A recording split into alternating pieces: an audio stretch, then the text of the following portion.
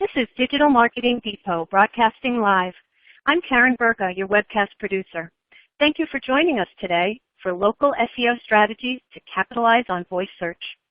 We are very pleased to welcome Sophia Elson, Marketing Director at Meld, Steve Beatty, Head of Owned Media at iProspect, and Tyler Ludwig, Director of Product at Rio SEO. Now, before I turn things over to our speakers, I want to tell all of you a couple of things. If you need some help or have a question for our speakers, just use the Ask a Question box and we will do our best to help you. If you want to tell a friend, check out our sponsor, Rio SEO, or Digital Marketing Depot. There are some widgets at the bottom of your screen. Just click on them and they will take you where you want to go. The hashtag for today is DMDWC. We are going to hear a lot of great content today, so I wanted to let you know we are recording this broadcast and we will make it available for viewing on demand this afternoon. I'll send an email when it's ready, or you can check our website, www.digitalmarketingdepot.com. Okay, with that business taken care of, let me formally introduce our three speakers. Sophia Elson, Marketing Director at Meld, leads key marketing initiatives for demand gen and brand awareness for Meld's intelligent conversational interface technology. Prior to Meld, she managed Oakland Local's digital presence and helped nonprofit Hack the Hood win the Google Impact Challenge. Steve Beatty, Head of Owned Media at iProspect, works with Fortune 100 and 500 clients. Steve has been involved in the online marketing space since 2002, serving in a variety of roles, including paid search manager, SEO strategist, SEO manager, and online marketing manager, in diverse industries including e-commerce, automotive, fashion, real estate, and hospitality. Tyler Ludwig, Director of Product at Rio SEO, focuses on local search for multi-location businesses. Previously, Tyler worked as a web development and digital marketing strategist for local businesses in the high-end retail, fashion, and e-commerce industries. Now, audience, you can see more complete bios for our speakers on the left side of your audience console. We've got a great panel lined up, so if you have questions for our industry experts, make good use of that Ask a Question box. I'll get to as many of those questions live after the formal presentation. And with that, I will turn the webcast over to Sophia to get us started. There's your first slide, Sophia. All right, great. Thanks so much for having me, Karen. I'm Sophia Elson, do marketing at Meld. Anyway, let's get started. So, since the beginning of computing in the 1950s, voice-powered intelligent computers have captured the popular imagination. Scientists, artists, and consumers alike have dreamed of natural spoken language as a bridge between man and machine. But then machines began to outperform humans in complex calculation-based tasks. And it became increasingly frustrating to people that computers would be lagging really far behind in something as seemingly basic and intuitive as human language. It turns out, of course, that human language is anything but basic. However, thanks to recent breakthroughs in artificial intelligence, we're finally here, and we're realizing that old sci-fi dream of voice-driven computing. In the graph, of course, you'll see huge gains in recent years in machine ASR accuracy, or in layman's terms, this is called speech recognition. Speech recognition is a technology that converts sound waves into text. Right now, under good background noise conditions, the word error rates of today's best ASR systems are now comparable to humans, which is a really big deal. Speech recognition provides a foundation for natural language understanding, which is the component that seeks to understand the meaning behind words. Together, ASR and natural language understanding are powering technologies like Amazon's Echo, Siri, Google Now, basically all of these really cool voice and natural language-driven technologies that have been skyrocketing in recent years. 10 years ago, no one could have predicted that this would be going on. Like if you take a look at the graph right there, look at how low the use of voice is prior to 2015. I'm about to share some pretty cool stats with you guys. Okay. So in 2014, voice search traffic is pretty negligible. This year, Google said that voice represents 20% of their searches. Meanwhile, Siri receives 2 billion voice queries every week. Echo, Amazon's voice-enabled speaker, has become the fastest-selling Bluetooth speaker in history. 4 million sold as of March 2016. 1 million sold in the first quarter of 2016 alone. By 2020, it's estimated that over 200 billion searches per month will be driven with voice. And it's really just going to keep going. Right here, you're going to see a presentation of the virtuous cycle of AI.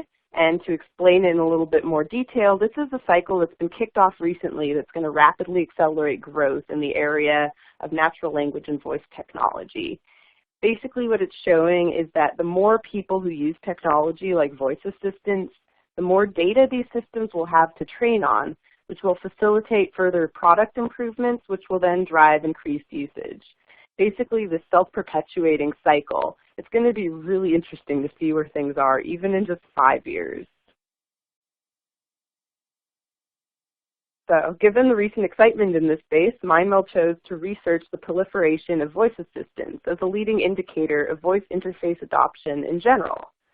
Basically what we did was we did 2 online surveys of 1,800 smartphone users each. The first one was conducted in Q4 of 2015, and the second one in Q1 of 2016. For both surveys, all respondents were over the age of 18. We aimed for equal male and female distribution of respondents, and that they would be geographically distributed across the full United States. The findings were pretty cool. Voice use, of course, has been steadily increasing, as you might expect. However, it shot up really dramatically in 2015. If you look at the beginning of the year, 44% of smartphone users had tried voice. However, by the end of the year, 61% had. So basically, it had gone from 44% to significantly over half. Also interesting is that all age groups have tried voice. It's not just like something that teenagers do. Everyone does it. We asked our respondents, which of the following voice assistants have you tried, out of common assistants like Siri, Google Now, Cortana, and Alexa. It is true that the none of the above percentage climbs with age. So people who are older are more likely to answer none of the above for which of the following voice assistants have you tried. However, even for smartphone users over the age of 65, half are still reporting that they've tried the voice assistants on their phones. And then in addition to adoption rates of voice in general shooting up, frequency of use has shot up. When you even just compare our results from Q4 of 2015 to Q1 of 2016, there's a 6% leap in voice users who say that they use voice either daily or weekly. Every day itself shot up by 4 percentage points. So that's just over a period of 3 months. So this is a pretty dramatic growth we're looking at here. Now, of course, there's plenty of room for improvement still in voice assistant technology. By and large, though, people are pretty happy with voice assistants. When we asked them how satisfied they are with voice search and commands today, 48% of users said that they're either very satisfied or somewhat satisfied, and only 13% indicated that they're actually dissatisfied.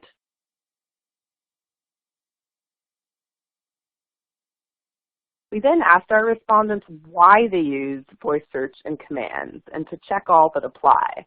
And by far, in a landslide, what came out on top is they're useful when my hands or vision are occupied, which was chosen by 61% of respondents. In second place was they get me results faster, which makes sense because voice search actually performs roughly 3 times the speed of many traditional app and website searches. 24% of users said that it's hard to type on certain devices. 22% just think that voice is fun and cool, and 12% like voice as an alternative to confusing menu-based navigation. And then 1% said other, and they filled out sort of miscellaneous things there.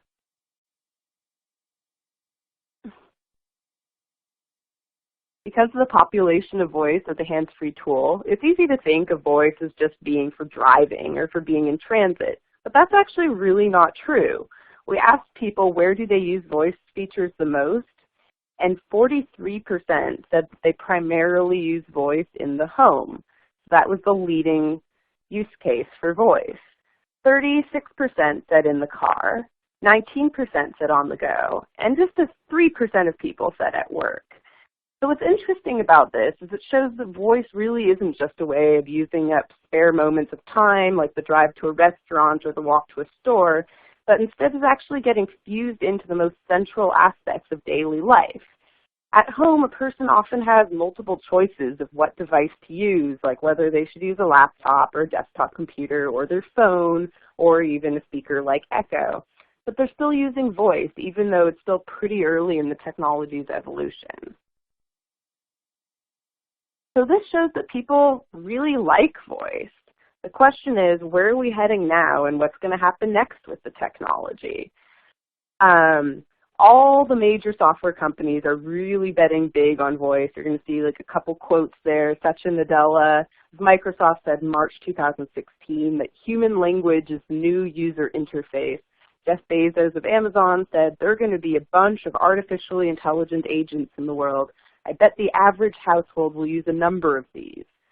So people really like voice. Chris Messina from Uber said 2016 will be the year of conversational commerce.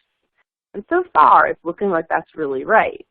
Voice and natural language technology are now spreading outside the confines of traditional smartphone assistants. For instance, Amazon's Alexa is open to third-party developers and now has over 1,400 skills. To compete with Alexa, Siri followed suit and is also open to developers. We're also seeing a huge surge of messaging bots, which when they're made well are based in the same technologies as voice assistants. And it's really not just in tech that you're seeing the adoption of voice. Brands like Whole Foods, Domino's, Macy's, H&M, Sephora, many others are getting excited about natural language now and what it can do for them, and are making a first round of investments in the space. The evolution of this technology is far from over, and I definitely would advise any forward-thinking marketers to pay really close attention and strategize about this space. So that concludes my section of the talk. If you want to download complete reports on voice assistant use that MindMeld's conducted, definitely head over to mindmeld.com. We've got some other cool videos and white papers up as well. I'm going to head back to Karen now, who has a poll for you guys. Thank you, Sophia. That was some interesting information.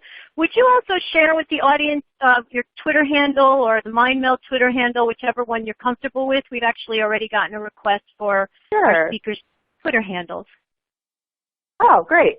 So it's GetMindMeld. So twitter.com/GetMindMeld. Great. Thank you. All right. So audience, you've heard about what the consumers who answered MindMeld's survey say about their voice search and command use. And we wanted to gauge our own audience's use of this kind of technology. So our first poll question is, how often do you use voice search or command? Your choices are every day, at least once per week, at least once per month, and less than once per month. So while you think about that, we're going to welcome in Steve Beatty from iProspect. Steve, would you, I'm going to give the audience a couple of seconds to click in their responses. Maybe you would want to give your Twitter handle or iProspect's Twitter handle as well, whatever you're comfortable with.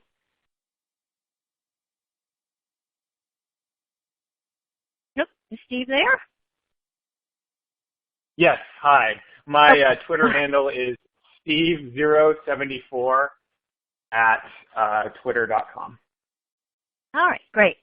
So here's our results, and interesting, we've got a little over a third saying at least once a week, and then almost close to 40% saying less than once a month. So maybe because we've got some savvy digital marketers as our audience, they're more used to texting and typing, et cetera. But our results are across the board. Steve, what do you make of that?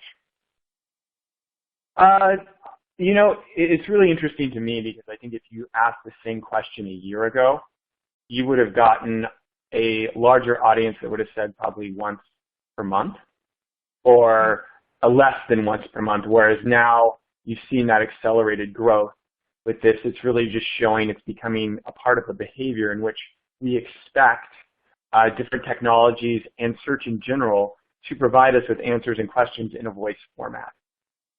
Yeah, interesting stuff. All right, good. Well, we're going to move on to your first slide and let you get going.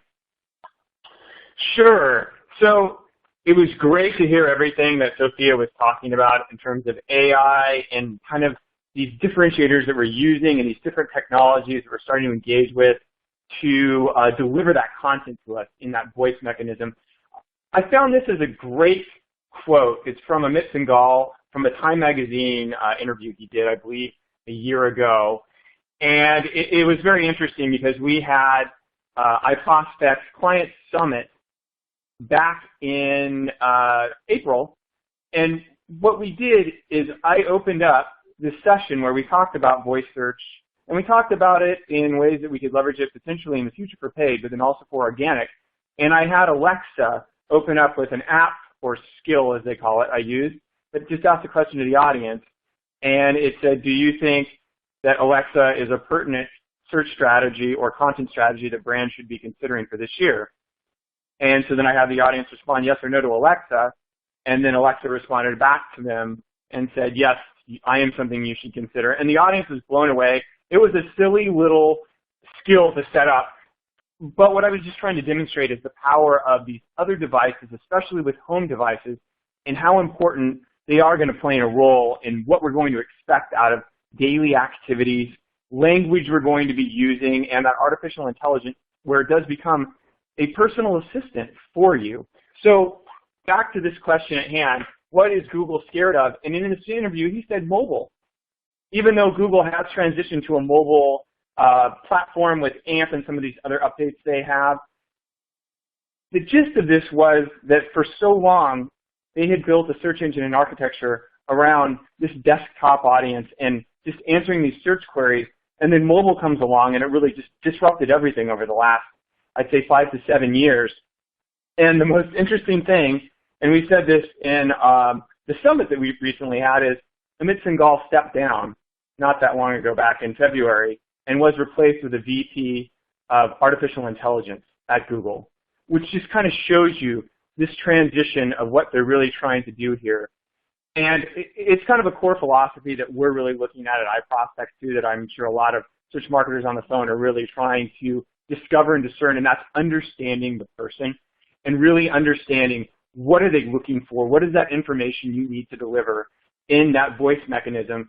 And there's so many different ways to do it across Siri, where you can talk directly into your phone, your iPhone, Cortana, where you could be using a Windows phone, or even your computer, or the Android mechanism using an Android device, tablet, phone, and some people I've even talked to recently said they even use their computer for desktop for voice.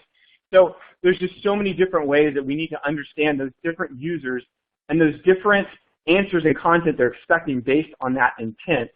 And typically what we boil that down to is what we call declared intent, and that's the actual voice sentence or keyword query they're putting in, and then the inferred intent, which is where are they, their location, as we get to a place now where voice has to be even more sophisticated. It's not just answering the question, it's understanding the location of that individual, so you're really aligning that content with a local need based on where they are at a certain point in time.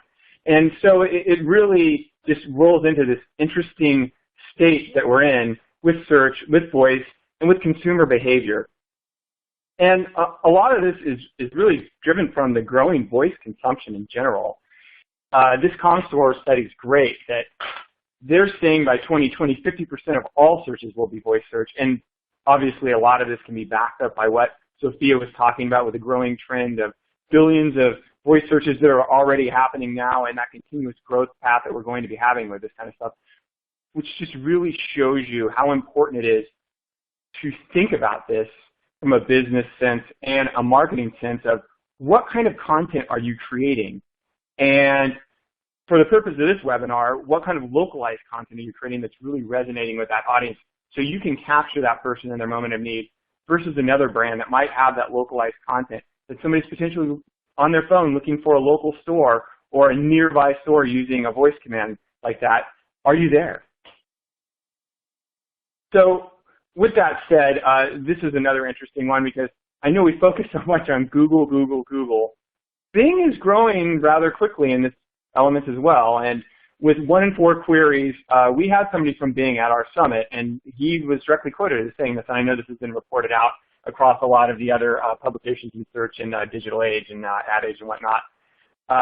So it's something to consider in that Microsoft is going to play a role in this somehow.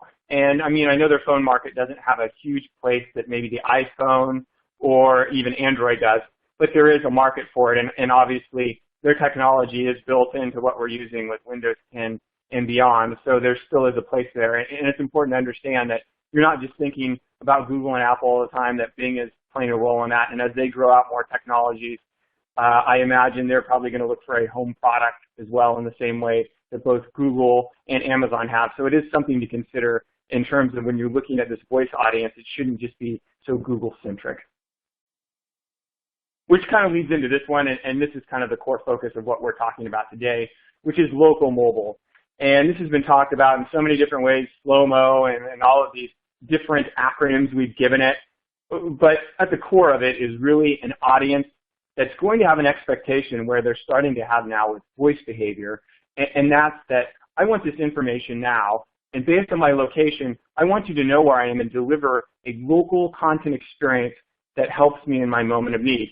Based on this data, you can see how fast this is growing based on an eMarketer study, that by 2019, 141 billion local searches will be conducted by mobile devices. That's just such a huge number when you consider how many searches that people are doing right now, that local will be such an important piece in what we want to drive in that content, localized to that voice search audience. And to take it to the next level, what is the future of what this is going to look like?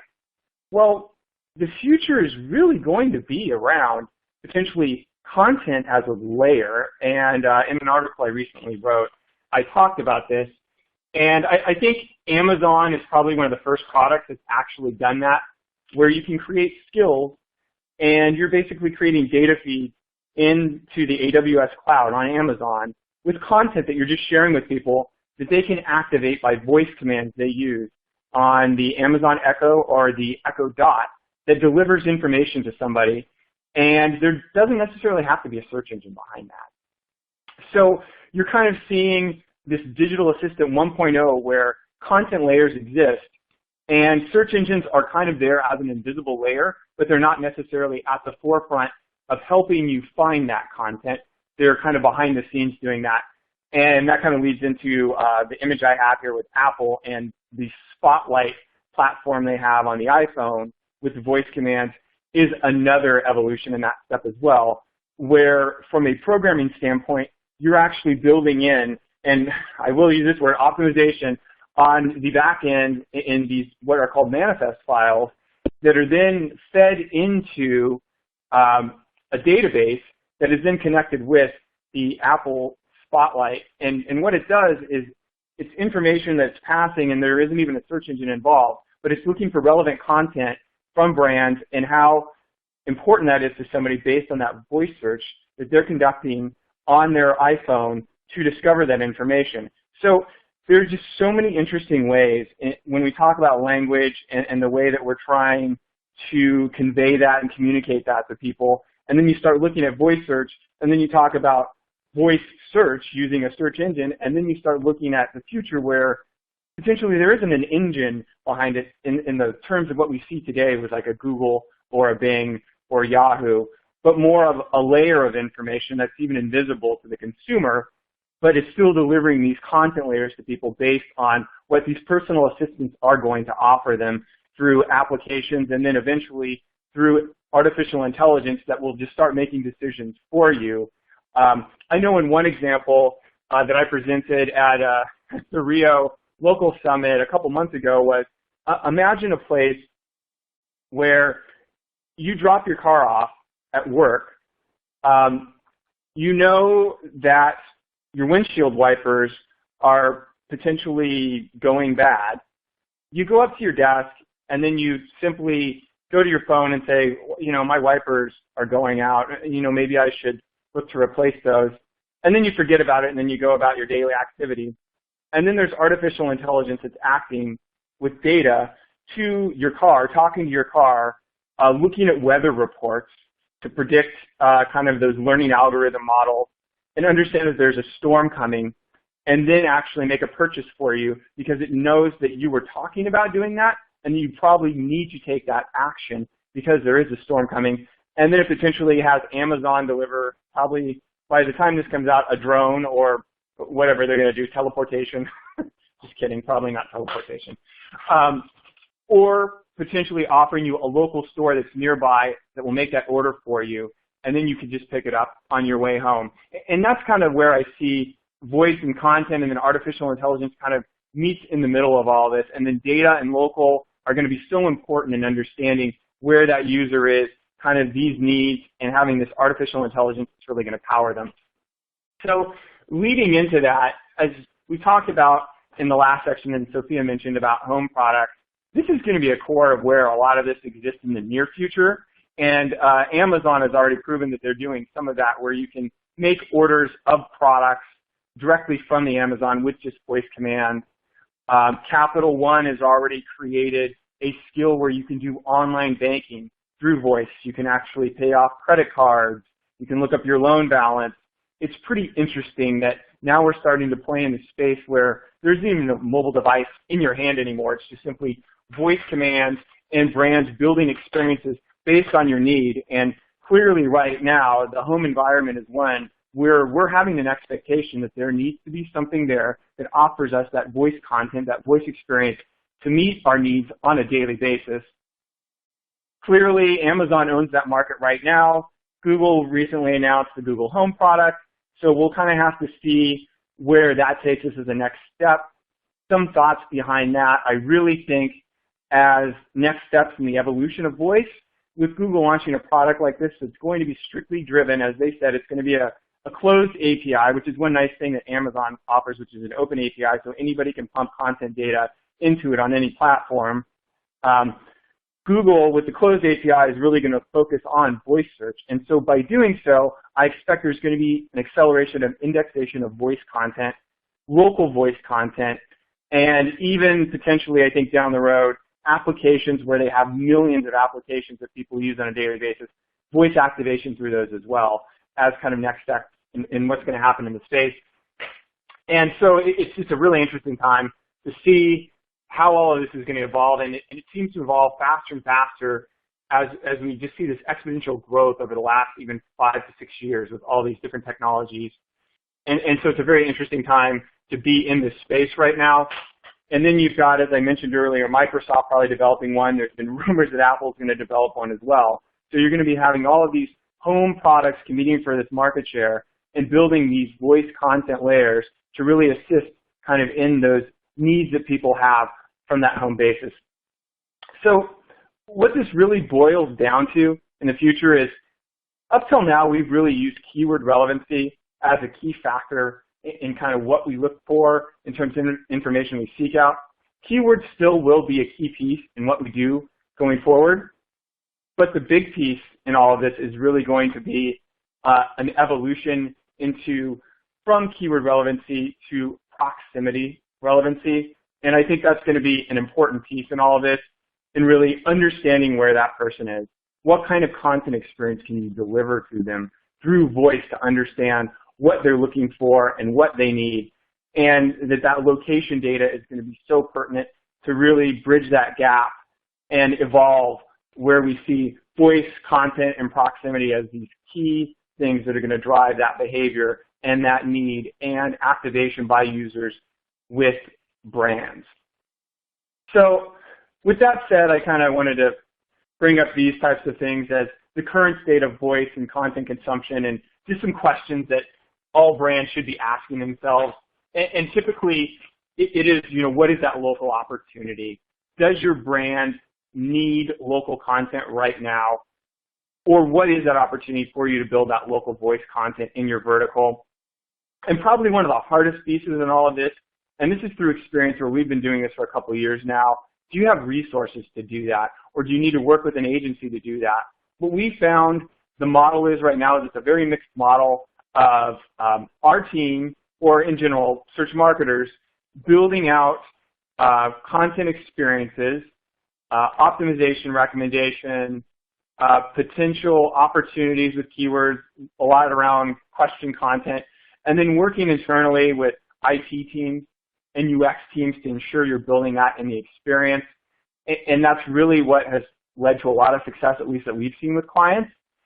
And then you take that next layer, which is really how can you create that at a local level, and that's really using a local technology stack that can create that CMS where you can create those voice content experiences, and then you can look at local places, neighborhoods, and zip codes where people potentially are going to be looking for those either now or in the near future, and to give your brand a seat at the table for that content experience to activate with that audience. And so it's really around these three core things that we really see, and it's really understanding that voice platform that you're really looking at. Some key successes that we've seen with some voice keyword optimization to look at, near me, nearby are a huge one. For one very large client we had in automotive, that seemed to resonate really well, and it had a huge uplift when we started adding things like that in there. And then your standard stuff, and this is where it seems so basic, but yet sometimes we miss this stuff, and that's name, address, phone number. I can't tell you how many times we've gone into a meeting or a pitch with a brand, and we've gone and looked up that data, and I'm just talking about that data from a desktop standpoint and just local listings in the current format, that they get it wrong. And so with voice search, you can't get that stuff wrong because you're relying on those voice commands that are going to be expressed by your phone, either Android, iPhone, whatnot, and is it delivering that content for the right name, address, and phone number? And if you get that wrong and somebody's just writing that down, you're probably going to lose that user. And then on the more technical level, it's really using your standard schema tagging, using item props to define that content in potential pages that you have or web applications you have, so that these different engines can access that information and call that into their platform to deliver that local experience to somebody. And then beyond that, and this is kind of the next step, is local promotion, and I know a lot of people out there are starting to do that more now in the search marketing space that are very savvy, which is looking at local content marketing opportunities where you can promote that, local stores, local advocates, influencers, where you can start talking about those experiences that you're creating for your brand or for your local business, so that people are talking about that and they're potentially talking about that content you have or that page you have, because linking is still an important piece in all of this. And as Google begins to index more and more voice content, especially with its Google Home product, it's going to be very, very important to really consider those factors in how you're going to build out that local experience for your audience. So to close this out, I really wanted to talk about a success story, and I think this is a great one. And we did this for Diageo, and this was a voice project that we worked on. As I mentioned before, we worked with their UX team, worked with their IT team. It's a great example, and it was an interesting question: does Bailey's expire? And we found that there was a decent audience for this. And this really applies at a local level too. Diageo doesn't sell any products directly online, but asking this type of question is a great one for somebody with an answer to it. Do I need to go to the local store and buy more Bailey's because I know it's going to expire soon? So it kind of answers that voice search need and content that somebody's looking for in their moment of need, as well as that localization of, okay, Bailey's does probably expire pretty soon. I need to go to the local store and buy it. So with that said, I will turn it back over to Karen, and we'll go to some of the poll questions. Great. Thank you, Steve. A lot more great information, audience. So I hope everybody's taking good notes and remembers that our broadcast will be available on demand later this afternoon. In case you missed some of it, you want to replay it, I will be sending out an email to all registrants to let you know. But let's get to our next question. After all this great information from Steve, we want to hear from you. Does your business currently have a voice search strategy? And if not, is it on your roadmap? So we've got three choices for you. Yes, we have a voice search strategy. Maybe you're already implementing it. no, but it is on our roadmap for 2016. Or maybe you're here because you kind of want to find out more about voice search, and the answer is no, and it isn't on our roadmap for 2016. Maybe it's a little further down the line for some in our audience. So, think about that. Click on your response, and as we go to the results, I'm going to bring in Tyler Ludwig from Rio SEO. Tyler, why don't you share with us also your Twitter handle, as we've had requests from our audience to get that from everybody? Sure. Yeah. So happy to be here. Thanks for everybody for joining. Just looking at kind of the results right now. Yep. It's great. I mean, I know that, we've heard a lot of good stuff from, both Meld and also iProspect of how they're utilizing voice search. And I know it's a hot topic. It's also like, Pokemon Go, where, it's blowing up in the universe right now. But it really plays a factor. And I think these, kind of results, Steve, feel free to chime in. I mean, you look at, almost 64%. Saying that voice search is really not a, kind of an objective for the brand or for a strategy. So, it's really interesting, and it makes a lot of sense. And what I'll cover next is really around how you tie that back to local, because we are a local technology, is how that works. And if anybody wants to follow me, don't get too crazy on my profile picture, but my Twitter handle is @TLud. Or you can follow us at Rio_SEO. And, just to dive into things, we've talked about, really the, how voice search is really impacting, kind of how consumer behavior. Personally, I'm a person that doesn't really use voice search unless, I'm on the go, or I use it mainly for like text messages and stuff like that. But thinking in the long terms, it's really affecting how people actually do traditional searches. You think of using voice search within different apps or within different platforms.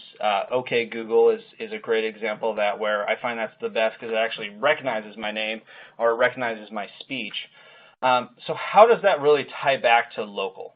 I know probably a lot of people on the phone are either multi-location businesses, or even if they're just within a region or something like that, maybe a few stores. How can you capitalize on voice search? And I would like to start it off with, looking at this slide is, you want to make sure that your brand is everywhere. Steve kind of talked about this a little bit, and it really revolves around, name, address, phone number. If you're not present within Google, obviously they're the biggest search driver for, Google My Business listings or, directions and stuff like that. But also, how does that expand out? It's not a set and forget it. A lot of these companies throughout the local search ecosystem actually pull data from each other and, validate it, and, that provides to rankings and things like that. But just looking at this slide, you can see it's very complex. There's hundreds of sites. There's, different categories of sites. There's navigation systems. There's search engines. There's online directories. There's very specific mobile applications like Hound app or Uber, for example. Even if you're, live tweeting this broadcast, you can tag a tweet with a location. That all pulls from what your business is putting out there on the web from a consistent perspective. So our philosophy at Rio is, one, have control of your data. And I know it can be messy at times because it comes from different internal units. Maybe you have content coming from different pieces of the business, either social or marketing or ops teams. But you want to, really publicize or syndicate a consistent message. And that comes down to, what is your naming convention for your business name? Is the address right? Is the suite number right? Is the phone number right? Even down to kind of the second point of there is, when you think of organic search, Google knows where you're at. If you're on desktop or mobile, even in most cases, even if you opt out of tracking software and things like that, it is using your location to determine what is the best result to show you. So if I did a nearby search for, pet supplies or something like that, it's going to try and give me results based on that.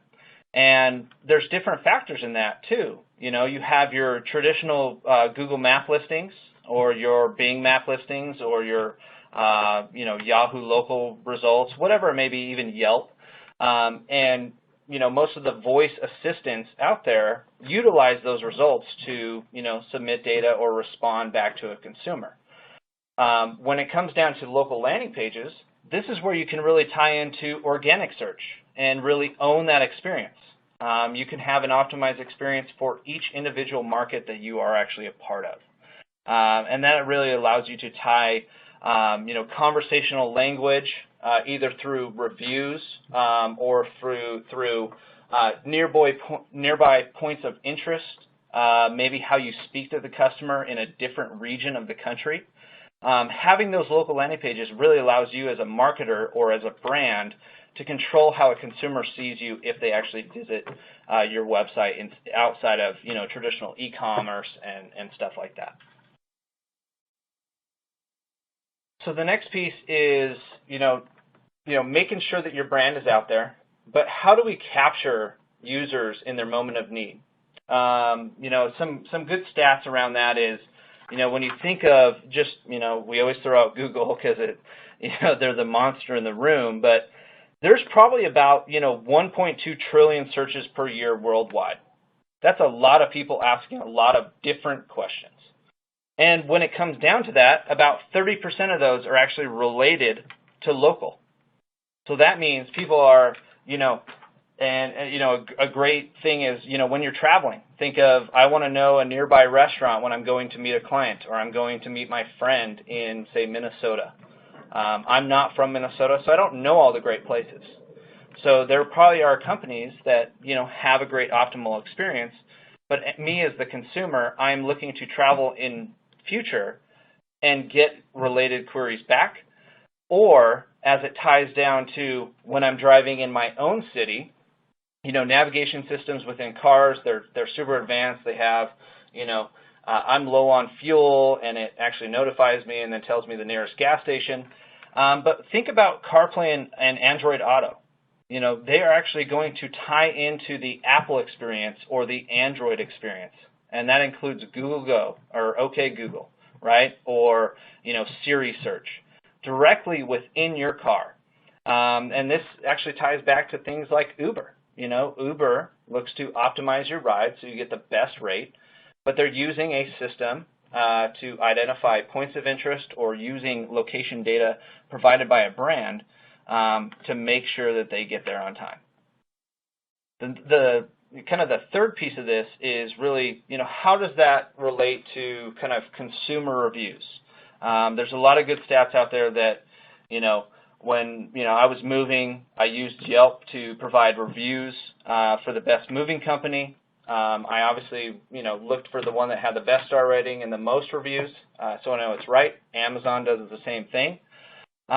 Within Rio, we actually partner with companies like Bazaar Voice to have reviews at a local level around a store business or a location. So that way that a consumer can read content, get validation from external or other users who've used that company, and it also adds to organic value. Schema markup on the reviews will actually get you another kind of line item within organic search, so you can kind of knock other players down, and give you more control as a company at the local level to see, what stores are really performing the best. And that goes into voice search when people search for, what are the best, clothing stores near me, right? Very localized search, but it's looking for other areas of input that apply to a brand experience. So within those local landing pages, make sure you have reviews, as well as, when you're talking to, Cortana in your home or Alexa, whatever it may be, know that they are pulling data from sources where your brand is found. So you as a brand can really, kind of take control of that. And the last point is really, how does this affect, internal systems? I kind of showed that slide back there a second ago with the local search ecosystem. A majority of them don't have voice search enabled. That's fine. But it's growing. As we saw with, Sophia from MindMeld, it's becoming such a factor that every app will at some point probably have a voice search functionality into it. And that's where you can integrate this into your native apps, to pull from location information to solve a need of a consumer looking for your brand. So it's really important to make sure that when you optimize around that you have some conversational language outside of the traditional SEO. If I just want to rank for sporting goods, it's what sports stores, or there's a ton of different variants within that.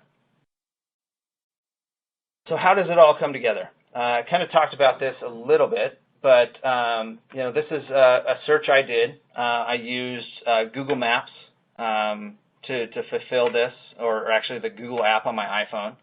I just did a search for where can I find pet stores near me. So as a marketer, traditional SEO, that's a really long string to really optimize for, right? But it has some key pieces in there. I want to find, pet stores stands out, near me stands out. It's using where can I kind of as my location layer. And you can see what happens is it actually displays a paid search result up top. But, in this particular example, Petco has multiple locations that have been attached to that paid search result within the, kind of top, results within that query. And then what happens is most consumers like myself will click on, I want to go to the one that's, 3 miles from my house. It presents me with kind of Google's knowledge card around, this is the Petco store. Here's the ratings. Here's it's open right now, maybe a phone call button. And then eventually I land, if I want to find more out, on their mobile optimized landing page. And that's really a big thing for brands to think about is when it ties back to the local landing pages is that user experience. So I have a mobile formatted page that I get to go to. It still lives within the app itself. It's just an in-app browser. But now I have not a desktop version, but I have an individual mobile version, and then I can actually create a sticky experience from there by introducing social media feeds or anything like that to share it from a Petco example. So keeping that customer throughout the entire journey, sticky to your brand, and making it easy for them to actually visit your store and convert. So the last thing to touch on is really, how does this all work? How can I optimize this in the future? How can I, really track, how I'm supposed to do this? I know it's probably a question that's, ringing in your brains right now is like, voice search sounds really cool, but how do I actually do it? So there's a couple different ways, and when we open it for discussion, I'm sure Steve probably has some ideas around this too, is, really look at, your core business has probably been, traditional marketing from a desktop or mobile level, maybe even in-app. So you have a lot of great data in there of, looking at Google Search Console. It provides you with queries of what people are actually searching for. It gives you a way to, if you wanted to add conversational language to those landing pages or to different content, how can you use it based on, the query volume and stuff like that? Because it's going to be pretty evident to you. Also, compare desktop versus mobile. Google Chrome allows you to actually do voice search on a desktop, right? That's different from a mobile experience. It's not necessarily tied to location, but it does provide some good insight of how you can, really optimize your content from a desktop versus a mobile perspective. Also, look at, take a local lens, and I say that broadly as, really look at how people coming to your website. Google Analytics does a great job, so does, Omniture and other reporting tools, is where are people actually searching for your business and landing on your landing page, right? That gives you a good sense of knowing where your consumers are, where you can optimize against, and where you can actually apply really hyper-local content versus, when you take an example of like San Francisco versus Oakland. Very close in proximity, but your consumers might be doing something different as far as converting or actually searching for that business. Hey, Tyler, I was going to add in there as you were talking about that. Yeah, one thing that we started doing, our data and insights team started creating what we called geospatial reports, and we were able to find these local data points, and one example is we went into Omniture and did this, and find, and it's a complex process to do this. It's pretty cool, where we got to the point that we could see the zip codes and whatnot, and even it got down to almost like the exact science of latitude and longitude, and then we create these geospatial maps and analytics so we could see states and cities where people were potentially interacting with the brand. And by doing that, it gives you a good map to, Tyler, your point of finding that local lens so that you can define maybe where those are first opportunities for you to create that localized voice content for consumers. Right. And even to take it another step further is, that was great, is, a lot of, national retailers or brands in general that have, hundreds of locations. Biggest thing from a core business is, where do we open up our next store? Use your analytics for that. You have people, and you can dive into the analytics that says, there's a lot of people in, say, South Dakota that are searching for, toy stores or whatever, eventually, maybe through organic land on our landing page, but you might not have a store there. And you could even, target down to a specific region to make it worth your business. So different ways that you can use local to really drive a campaign, and that includes voice search because it's all tied to it as well. And then, last point before I wrap it up is really just thinking of, when we talk about that ecosystem and making sure your brand is consistent, Rio has, reporting tools to make sure that, when it does come to your brand on different networks, because Google doesn't own it all, but there's different things like super pages and, even down to like the hot frogs of the world and stuff like that, is making sure that you have that consistent brand message and make sure everything's accurate. And I think that, turn it over to Karen for our final poll question. Thanks, Tyler. A lot of great information today. I want to make sure that we get to a couple of our audience questions because we do have quite a few.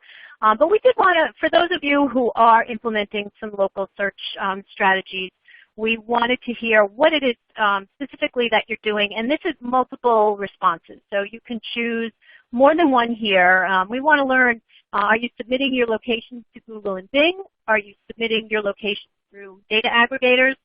Do you have local landing pages for each location? And have you integrated more content on your website that use conversational language, as Tyler and Steve have been talking about, that voice search is certainly more nuanced than text search. So I'm going to very, very quickly try and go to the results here. And we can see that very clearly for our speakers that everyone is doing a great job of submitting location data to the main search engines, Google and Bing. And pretty much across the board, a good percentage are also using data aggregators. People are localizing their landing pages. And almost 40% there are integrating more content that uses conversational tone. So all good stuff, right, Tyler, to get people higher in the results on voice search? Yeah, it's great. I mean, I'm happy that, majority of people are doing Google and Bing. I mean, those are the two powerhouses. You look at, 41% doing to data aggregators. And just a quick, piece of that is why it's so important is that, when you think of like an info group or a localese or an Axiom or even a factual, is they're usually, submitting data, or a lot of, about 350 plus directors actually pulling data from them. So submitting to them, while there might be a, barrier based on cost or something like that, it's super impactful for your business because think of traditional SEO, inbound links to your site, consistency. When Google, you submit information to Google, they don't really take it as, the silver bullet of, that's what's going to be updated. They look at factors from, multiple different sites to actually validate that your information is correct. So that's a big factor as well. And then landing pages, I mean, if you talk about long-term success, organic search is not going away, not that I know of, but you want to make sure that you can capitalize in each market for each location and drive a consumer experience that you guys control versus a Yelp or a Super Pages that is present within that organic search as well. Any other insight or questions from like Steve? I guess you can input on that as well. Yeah, well, why don't we try to get to a couple of questions? We've got some good ones. People wondering about how to what to do on their website. So here's one. Do you believe, and I'm going to open this up to all of our speakers, whoever may want to comment on it. Do you believe that the FAQs page on a company website will naturally become more important with the increase in voice search use? Is that something that might be a factor that companies should be looking at more closely? Yes, absolutely. That's super important, and that's a great way to do two things. And we talked to a couple clients about this. One is you're meeting them in their moment of need where they just want some support, and they're already potentially a brand advocate for you. And you're giving them that voice experience potentially if they're at home, they're on their phone, or using their tablet or in some other means to get that voice content they seek out. And then two, and this is the more interesting one where we've talked to some brands about, when you look at FAQ or even support pages, it's a great way to use for call deflection so that you're not driving people directly to call. And we've talked to some brands where they spend millions of dollars a month just on call center people that just answer questions about stuff that you could easily create content for to serve up to people through different means. And voice search is a great way to do that, where you can give them a great voice experience, and you can also help with another potential business to create a better profit margin.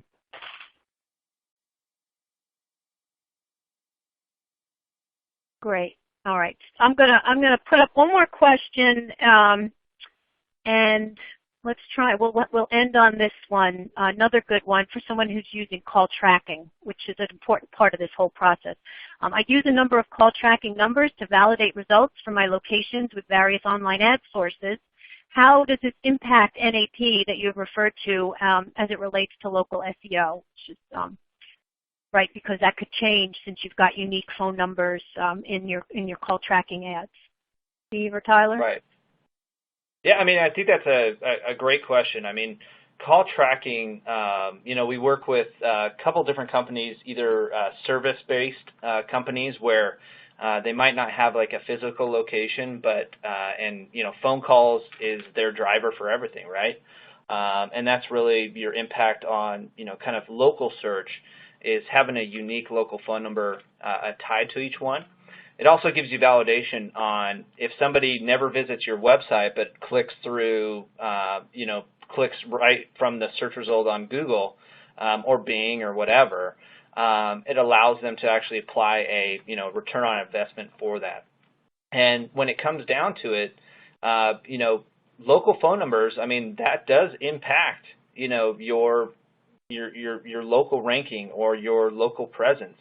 I mean, traditionally, Google, you can't really do just a 1-800 number. In some cases you can, but that adds more relevance to a location that is present either in local search, organic search, or when you talk about voice search, I want to know the number right now, but I want to know that it's actually localized, because I'll even look at that if I was presented with a location's information and it's a 1-800 number.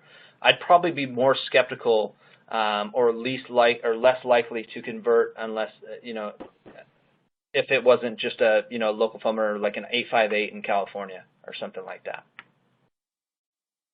Okay, Tyler, you want to add anything to that, or? All right, good. Well, unfortunately, that is all the time we have today. This has been a jam-packed webcast. We've gotten great information from all of our speakers and some great audience questions. I want to let all of our audience members know if we didn't get to your question, we will be passing them along to our sponsor, Rio SEO, and you will get your questions answered. So don't fret that we couldn't get to everyone today. Those questions will get answered. I want to thank Sophia, Steve, and Tyler for a great and timely presentation, and thank the audience for your great questions. A special thank you to our sponsor, Rio SEO, who you can visit at www.rioseo.com. That is all for our broadcast today. We look forward to seeing you next time right here at Digital Marketing Depot.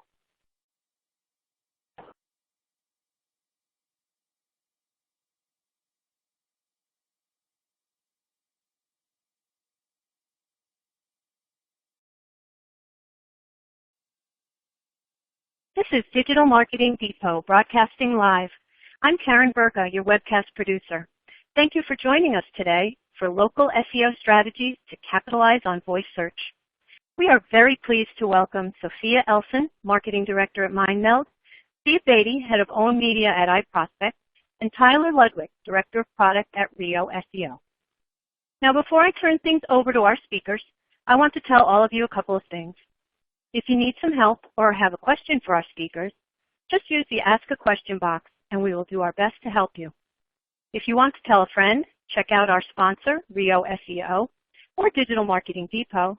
There are some widgets at the bottom of your screen. Just click on them and they will take you where you want to go. The hashtag for today is DMDWC.